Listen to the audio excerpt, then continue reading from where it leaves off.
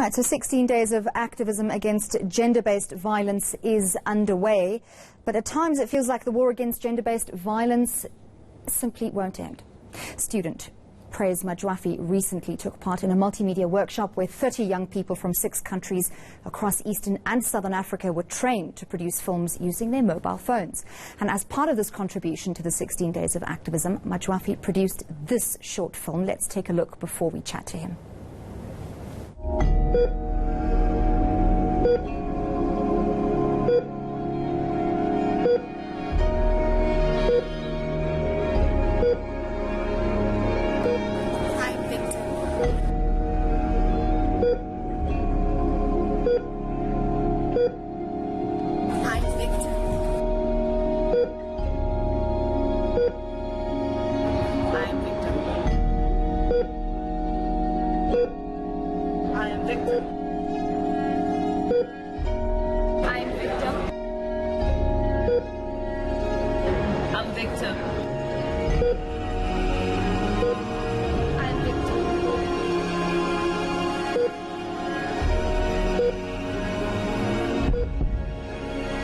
What are you doing about it?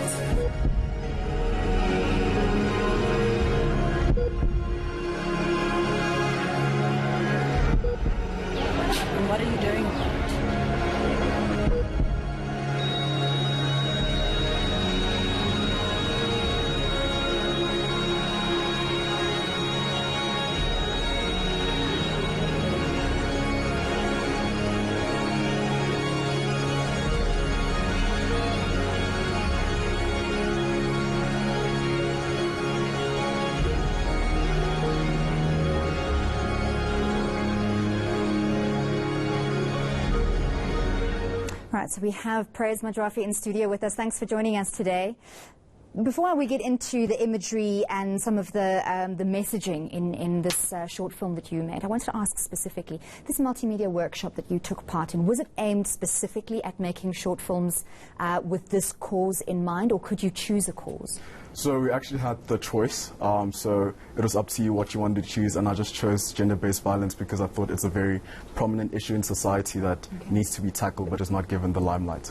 Right, so interesting that you chose to speak out about it through this medium of film, and in your short film you're portraying men as not speaking. Is that one of your personal beliefs, that men are not saying enough? I do, to an extent.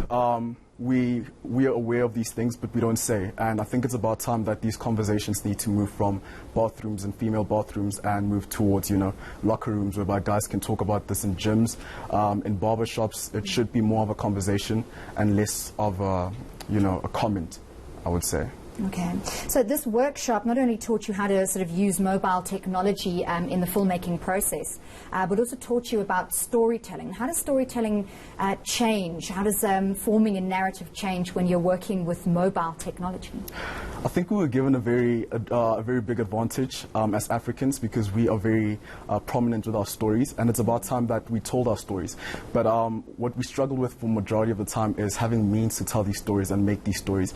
But I call these cell phones are global equalizers. We now have the chance to finally catch up through educating our people with stories, and therefore I believe that using the mobile phone is the fastest way to do so, because most people have phones. So it makes storytelling immediate. You can reach your audience immediately. How do you think that's going to influence the work you do? I mean, you're a final year after student next year. Filmmaking is what you want to do, presumably. And how do you think that mobile technology and what you've learnt with this workshop is going to change the way you tell stories in future? I think the world is evolving. I mean, 10 years ago, when shooting movies, they used to have a helicopter and a cameraman. Now it's just a drone. So if we, keep up with the times, we will catch up with the technology that we're going to be using or harnessing in the future to be telling stories. And right now, it's cell phones. So if us young people can have the skills to tell stories through cell phones, I believe we'll have a more amplified voice, and we can use them as tools to, creating a better society. In terms of storytelling, I find it quite interesting that mobile technology also allows the filmmaker to use footage that he has not, or he or she has not necessarily taken themselves, that you can use footage from people's cell phones. We're such a culture today obsessed by selfies and taking videos of our experiences. Do you see that playing a bigger role in filmmaking going forward?